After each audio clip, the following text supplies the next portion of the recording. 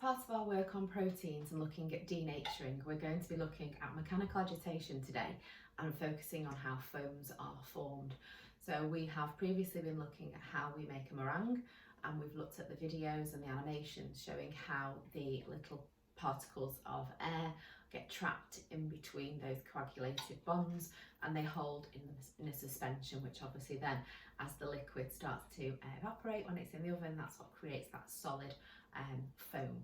So what I'm going to do first of all is go through how I'm going to make the lemon flan. So lemon flan is a no-bake flan, so it's quite straightforward and it's quite a quick, practical.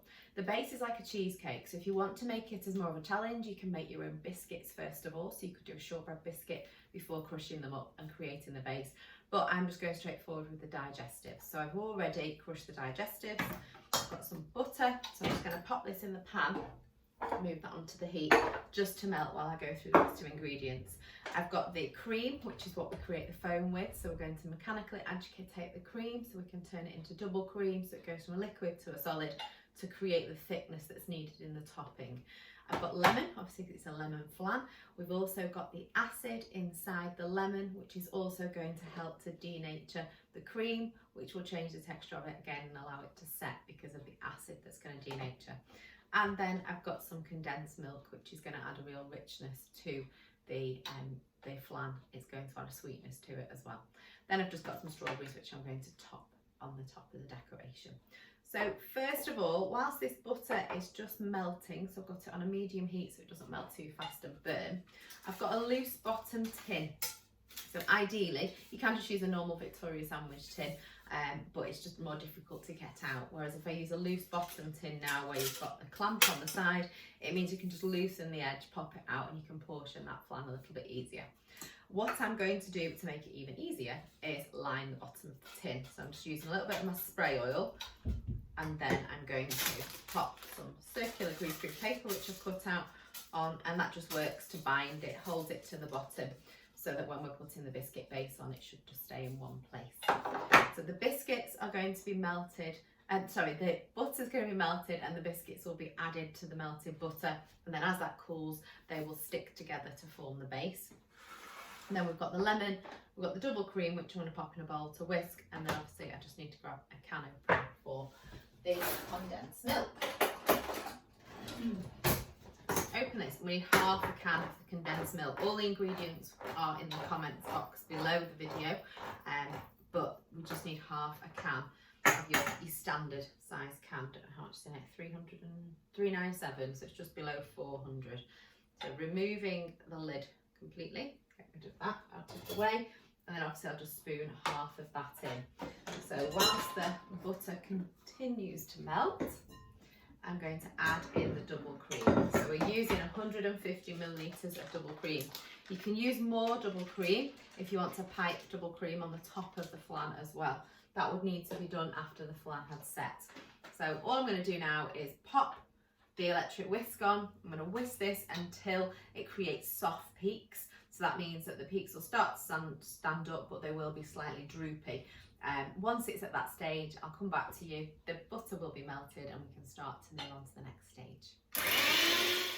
The butter has now melted, so I've just moved it onto the other ring, obviously, because that one's still hot. So I'm going to add in the crumbed biscuits. So I know it's in grams, but I think I've added maybe 8 biscuits together. Obviously, if you've got a slightly bigger tin than this, you might want to double all of the ingredients up. I've not added all of the biscuits in because I just want to make sure that I've got enough butter for it to all get absorbed. So just add it in gradually, just to make sure. You don't want to end up with the biscuits being too dry, having to melt more butter. You just want them to all be nicely coated and hopefully enough to fill the base. So I can actually add the rest of them. That's good. So you'll notice the biscuits will just go slightly darker as they get wet from the butter. Once they are like so, you can add them into the base of the cake tin.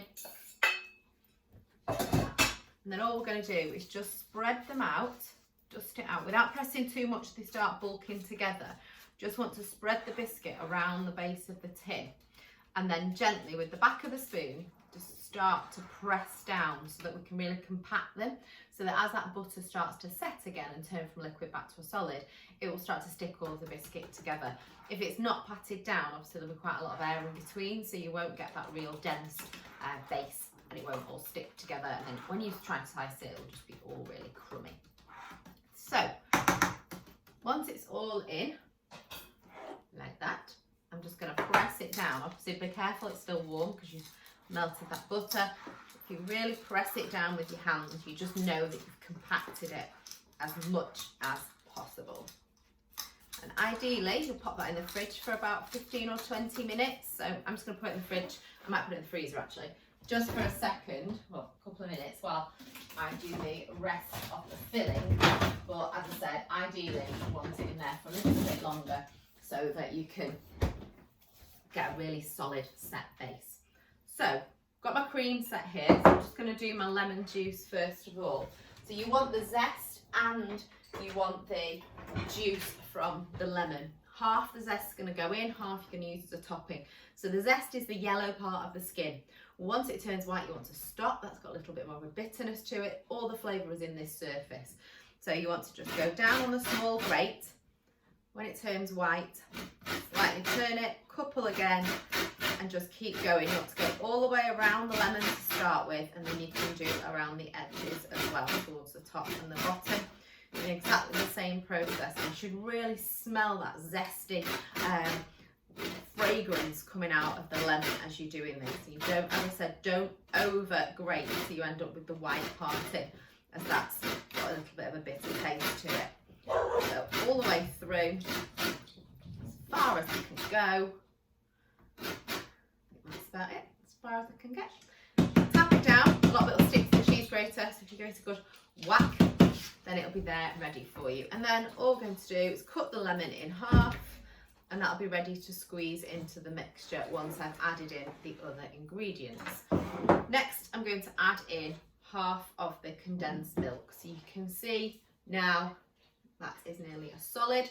We've added and trapped lots and lots of air into there. So I'm going to pour in this very, very gloopy, delicious condensed milk, which some people have this as a treat on their cereal. So a little bit too rich for me, that.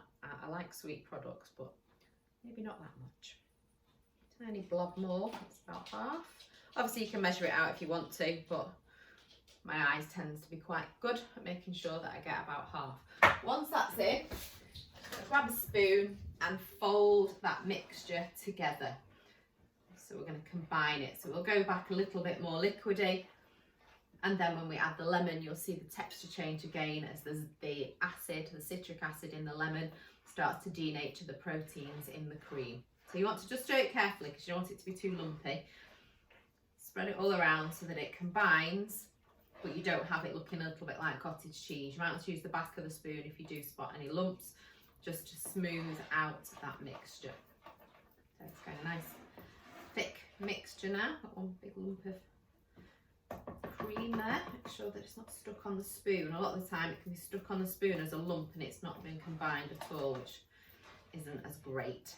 So if you over whisk the cream as well, that can make it quite lumpy. So do make sure that if you're going to make this recipe that you do get it so it's just soft peak, so it just starts to turn into a solid. If you keep going too much, the milk can start to, the cream can start to separate with the fat that's in it. So now I'm going to add half of the zest to add that flavour, and then I'm going to add my juice. I'm going to go through my hands so I collect any of the pips. Lemons seem to have quite a lot of pips in them in comparison to, say, a lime. A lime would work in the same way with regard to the acid as would an orange. If you want to do that, they've all got citric acid in them. So squeeze that one, all the pips out of my hand, and that one. Put this on there. And then again, stir these in. And initially it'll go quite runny, but that acid will start to denature, and then it starts to go quite thick. Okay, so that's gone from being really watery to now a really thick mixture because that cream is denatured.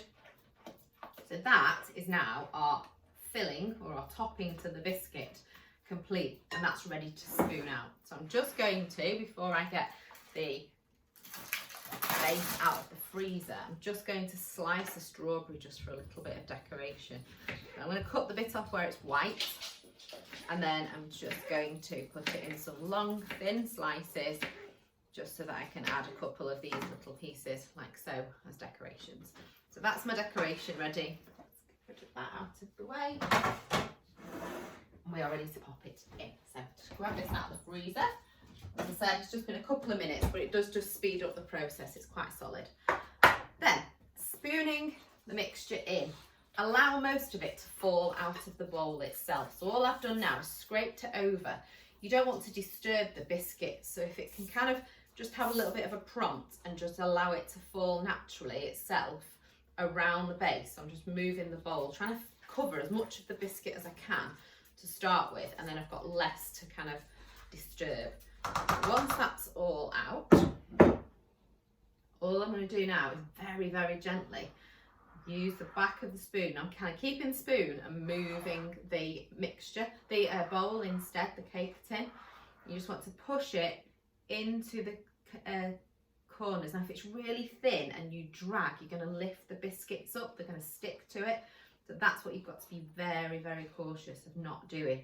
So it's all about slow, patience and delicacy. You want to be as delicate as you can as you're moving the mixture around, because as soon as you are rough and heavy-handed, you will be dragging that biscuit up, and then you're going to spoil the quality of your food. So just clean off so I don't have any excess. Pop that all in there, and then the last thing that we need, I'll show you that now, it's completely covered, is a spatula or a palette knife, something that's got a little bit more of a flatter edge, and then you can just use that just to smooth the mixture around, just to help with the presentation. So you can go around the outside. Again, I'm moving the tin, I'm not moving the spatula as such. I'm going slightly inwards and doing exactly the same, moving right the way through to that centerpiece there. So you can just keep going. Obviously you can do this quite a few times, making it as smooth as you can, trying to get it done as best I can, quick and simply. Pop that on, and then all I'm going to do, sprinkle the lemon zest over the top. Gives a nice indication that obviously it's lemon flavoured, like so. And that could stop just like that. I could leave it and let that set, but I'm going to just pop a few little pieces of strawberry around the top just to help with the presentation. So all I've done is pop some strawberries in the centre. I want to see them falling. Okay, so once that's finished, completed, it's been chilled for a while, I'll cut a slice out, and obviously you can have a photograph of the final piece will be presented after the video.